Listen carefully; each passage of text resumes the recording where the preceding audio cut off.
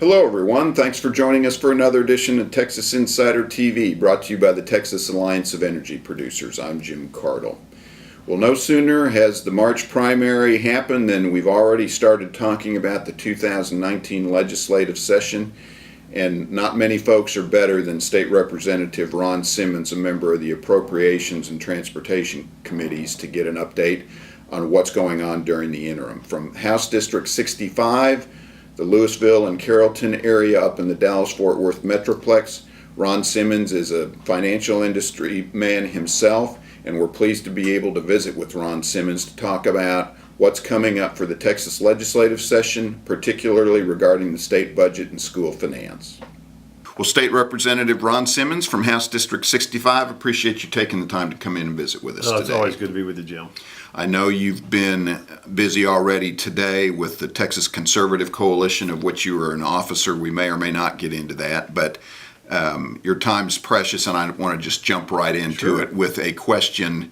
It's been surprising how quickly we've moved from the March 6th primary into policymaking, frankly, Absolutely. And back to politics. And in terms of here in Texas, a lot of folks are already paying attention to the interim committee charges, which you might describe first what the interim committee is per se, but you're on the Appropriations Committee, as I mentioned, the Transportation Committee. Mm-hmm. Tell us a little bit what the focus is in the House and what your peers and you are looking at now, getting ready for 2019. Well, interestingly, one of the great things about the way Texas operates, Jim, is that since we only are in session every other year, we have really a long period of time to dig down deep into issues in between. And so what we do in the interim, I mean the time between the sessions, is we take that time to dig down and say, okay, what are the big potential policy issues that surround the state of Texas? And we can work with the agencies, we can work with outside organizations to say, okay, here's the challenge or here's the opportunity.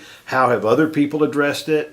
How should we address it, so that when we get into the session, it's such a short period of time that we already are up to speed, that you're not beginning the issues when session starts. And we've got the things that I think we're going to be that we are focusing on this interim, at least the ones that I'm on. We're focusing on what is the financial impact of Hurricane Harvey to the state. Into the local, because all political subdivision, all municipalities are political subdivisions of the state, so we have some responsibility there. And we're going to continue looking at where are we on our budget cycle. Last session we had we didn't have a budget deficit, but we had to cut the budget. When you look at population plus inflation, we didn't even grow that much. And let me interrupt you there, because you all do not get enough credit, and we've talked about it with some other guests. Population plus inflation is the big goal, but you all actually cut it. I believe it was like 7.5% or around 7.5% in the budget, correct? That's correct. We didn't have the money, and that's the great thing about the Constitution. We can only spend the money that we have. So our budget really didn't even stay even. It went down. There are some of those expenses, though, bills that we're going to have to pay when we get into session. So we look real close at how things are going in the economy, and of course, greatly that the whole U.S. economy, but especially Texas, is going well. We continue to have exceeding our revenue estimates. Oil and gas prices are kind of where we like for them to be, in the $55 to $60 range is a good sweet spot for us. We still have people moving into the state. We've got companies moving into the state. So economically, things are going very well in Texas. And particularly you being from Carrollton and Louisville, you're in the heart of the Metroplex. Right. And you're right, we've got problems. And it's called, a strong economy and almost excessive growth. Are you seeing in the transportation area maybe is what people experience on a day-to-day basis? That's a great question, Jim, because the good news is that the economy's doing well. The bad news is the economy's doing well, right? Yeah. And in places like, Texas was for so many years a rural state, okay? And we still have a lot of rural areas, and they're great areas. But the vast majority of the people live in a very few places. They live in Dallas-Fort Worth, they live in Austin, San Antonio, they live in Houston, and they live in El Paso. Okay. Those areas are where the most people, they're probably 70% of Texans, if not more. And so what it creates on the transportation side, it creates tremendous congestion issues. Absolutely. And we have got to unwrap and peel back the onion and say, look, we can't solve the problems of large metropolitan areas with the ideas of how we used to manage rural Texas roads. We have to be more creative. We have to make sure that we're putting the money where the needs are. We cannot allocate money any longer based on what some influential politician wants. We have to have a process by which the need drives where the money goes. So we had the Texas Bond Initiative for Transportation approved on the ballot a couple of years ago. You all are focusing on that. No And question I guess about it. what you're saying is establishing the priorities. Yeah, where do we always have more needs than we have money to do. So therefore we have to prioritize, just like in our family budgets. I mean,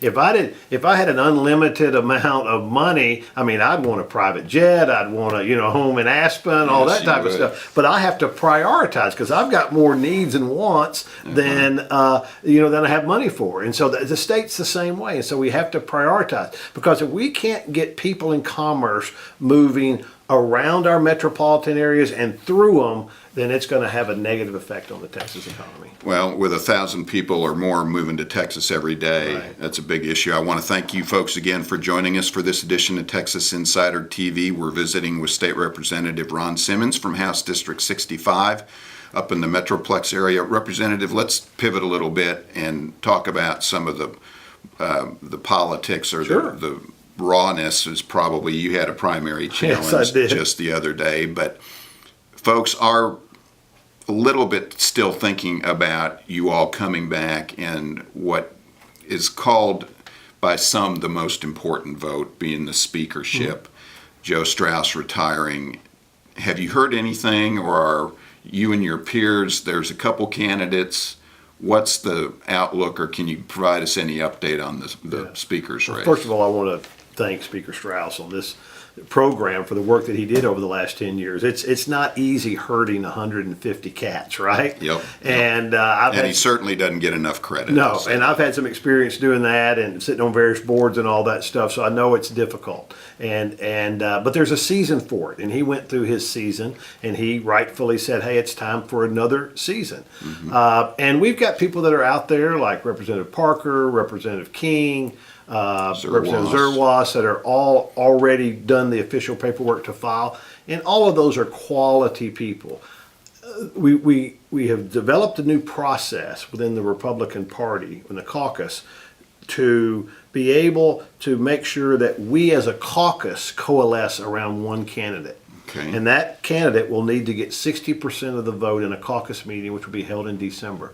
And I am confident that that's going to happen. And I'm also confident we're going to pick someone in the center of our party, maybe a little center right, that's kind of where the party is. But it won't be extreme right, and it won't be extreme left. It'll be where it needs to be. We'll still work with Democrats, but with 95 Republicans or 90 or 100, whatever we end up with, the people have said we want Republicans to drive the policy of this state, and we will do that. I know you were influential in helping the caucus get to that decision Right. process, and I guess we'll maybe have you back and get Sure, an update as we go. that'd be awesome. But in respect for your time, I've got one final question, and it's the $90 million question every political show is the state budget. You mentioned the interim, that you're working on transportation, some of these other issues, but the Texas economy is strong. Revenues theoretically would be up, although Yeah, should be. Comptroller Hager has cautioned you all to be careful. Right. What's the outlook, or what can you tell us? Is school finance being talked about already for the next session? Kind of a Yeah. financial question, if you can. I do. First of all, I do think that we're going to have more revenue than what we projected. Okay. We don't know exactly what that's going to be, but we're going to need more revenue because we got to fill a little bit of a hole we left last time that we put off. We got some bills we got to pay. Medicaid's always one of those, and that'll be $1 billion or $2 we'll have to pay. But I still think that we'll be ahead of the game when we get there revenue wise. The biggest financial issue I think that we'll discuss will be school finance, because I think that the people have told us, the governor's told us, everybody said we need to get something done. While our formula is constitutionally legal, it's not right. Okay. Districts are having to charge their local people property taxes and then send some of that money back to the state, which we funnel over to other districts. Something just doesn't sound right about that to me. The old Robin Hood. Yeah, and so we need to figure out how to deal with that, and I believe that we will. I believe that we will have if we don't get it all done, it'll be the beginnings of a breakthrough in school finance. Let me ask you in particular, we ran an article the other day by Dale Kramer here in Austin, the Texas Taxpayers and Research Association, talking about, and there was a ballot initiative on the Republican side of this election to move from a property tax to a sales tax, which virtually all experts across the country, or certainly in Texas, say is impossible to replace the property tax with a sales tax. Are there various options being considered? Are you talking about school finance around the edges, or everybody always wants to go whole hog? Well, which may not be realistic. Right. Here's what you have to understand. Okay. And that is, there's only 3 revenue sources that the state has. Okay. Right? They have property tax revenue, which is it's done locally, but it's still a state revenue source because we can change it. Okay. That we have sales tax. All right. Okay. And then we have the franchise tax, or the margins tax. All right. On businesses. Those are the only 3 real sources of revenue that we have. Right. And that include, so when I say sales tax, I include gas tax and things like that. So unless we're going to add a new revenue source, we have to figure out how to adjust these to make it work. All right. And so I don't think there's any question that our property taxes in some places in the state are out of whack because of the growth of the state. But a lot of it's also because of the debt growth at the local level.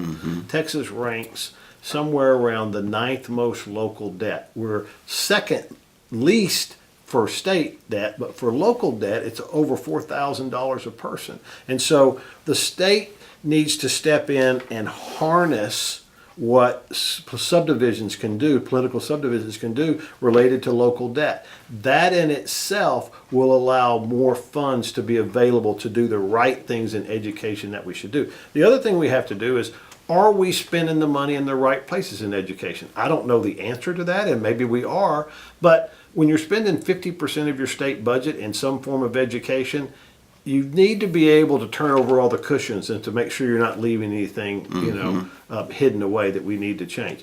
At the end of the day, Jim, I think it'll be a hybrid system. Okay. We won't get rid of property tax.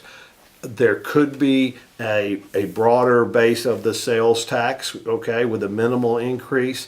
I don't think we'll do anything with the franchise tax, because that's a tax that we're trying to get rid of because of the way it has a disincentive on businesses. And that you all have already done some work We've done 25% here in the last session, so yes. Look forward to you coming back. You bet. Thanks for having me. I really appreciate it, Jim. Hope you will. Folks, remember to tune in for future editions of Texas Insider TV, brought to you by the Texas Alliance of Energy Producers. And as always, you're either an insider or you're not. Thanks for joining us.